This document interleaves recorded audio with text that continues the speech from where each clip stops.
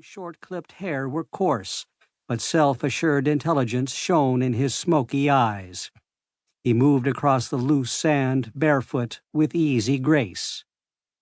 The man that shambled behind him was as tall, but appeared shorter and even more muscular, because his shoulders and head were hunched forward.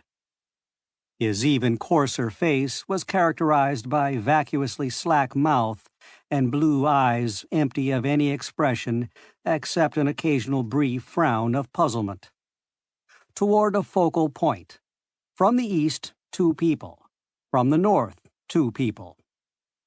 If, in the efficient self-assurance of Adam Hennessy, could be paralleled a variant harmony with the insistent surfaceness of S. Newell Ely, does any coincidental parallelism exist between Brute Hennessy and Maya Karen Nome? Puzzlement was the climate of Brute's mind. This surface film of things through which he plowed his way, the swarming currents below the surface, all were chaos.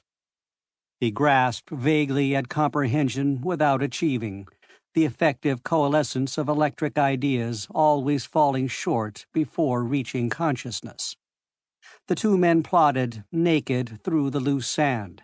Above them in the Mars blue dome of day, the weak sun turned downward, warning of its eventual departure. A 2-passengered ground car and 2 men, widely apart, and yet bound for the same destination. The destination was a lone, sprawling building in the desert. It could have been a huge warehouse or a fortress of black, almost windowless Martian stone. The only outstanding feature of its virtually featureless hulk was a tower which struck upward from the northern side. As the summer afternoon progressed, Dr. G.O.T. Hennessy paced the windy summit of the tower, peered frequently into the desert north beneath a sun-shading hand, and waggled his goat beard in annoyance under his transparent Mars helmet. Had the helmet speaker been on, or the air less thin, one might have determined that Goat Hennessy was utilizing some choice profanity, directed at those 2 absent personages whose names were, respectively, Adam and Brute. The airlock to the tower elevator opened, and a small creature, a child, emerged onto the roof. Distorted, hump-backed, and barrel-chested, it scuttled on reed-thin legs to Goat's side. It wore no Mars suit. "Father!" screeched this apparition, its thin voice curiously muffled by the tenuous air. "Petway fell in the laundry vat." "For the love of space," muttered Goat in exasperation. "Is there water in it?" When the newcomer gave no sign of hearing, Goat realized his helmet speaker was off. He switched it on. "Is there water in the vat?" he repeated. "Yes, sir. It's full of suds and clothes." "Well, go fish him out before he soaks up all the water. The soap will make him sick." The messenger turned, almost tripping over his own broad feet, and went back through the airlock. Goat returned to his northward vigil. Miles away, Newell slowed the ground car as it approached the lip of that precipitous slope bordering the short canal which connects Juvente Fons with the Aurorae Sinus lowland.